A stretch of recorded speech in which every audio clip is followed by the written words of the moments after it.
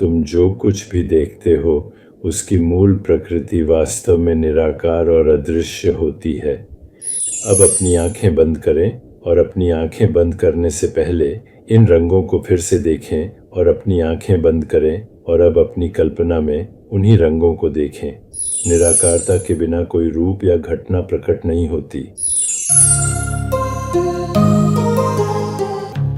मुझे देखो, मेरी शर्ट देखो, मेरी जैकेट देखो, मेरे पीछे की पेंटिंग्स और किताबें देखो। इससे पहले कि तुम देखो, तुम जो कुछ भी देखते हो उसकी मूल प्रकृति वास्तव में निराकार और अदृश्य होती है।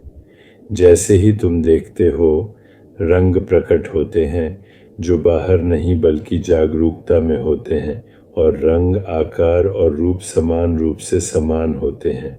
जरा सोचो,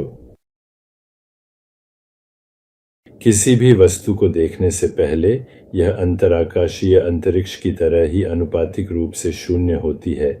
यही इसकी मौलिक प्रकृति है।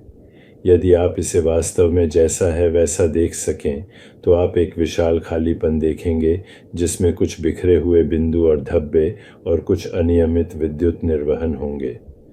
और ये विद्युत निर्वहन भी निराकार से रूप की उपस्थिति है। इसलिए हर वस्तु जिसे आप देखते हैं वह तब तक निराकार होती है जब तक आप उसे नहीं देखते।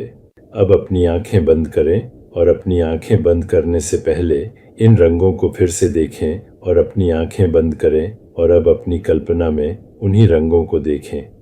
तो आपको उन रंगों को अपनी कल्पना में उत्पन्न करने के लिए निराकारता में लौटना होगा। दूसरे शब्दों में, निराकारता के बिना कोई रूप या घटना प्रकट नहीं होती। उदाहरण के लिए, निराकारता के बिना कोई रूप या घटना प्रकट नहीं होती। निराकार ब्रह्मांड में हर रूप और हर घटना में बदल जाता है जो अनंत संभावनाओं का समावेश करता है। यह कण से लेकर आकाश गंगा और उसके परे अन्य आकाश गंगाओं तक स्वयं को निराकार के रूप में जानना अनंत स्वतंत्रता, अनंत संभावनाएं, अनंत रचनात्मकता, अनंत कल्पना, अनंत विकास, अनंत आत्मनियमन, अनंत आत्मसंगठन, अनंत शांति, अनंत आनंद, अनंत प्रेम, अनंत ज्ञान है। केवल निराकार ही अकाल है।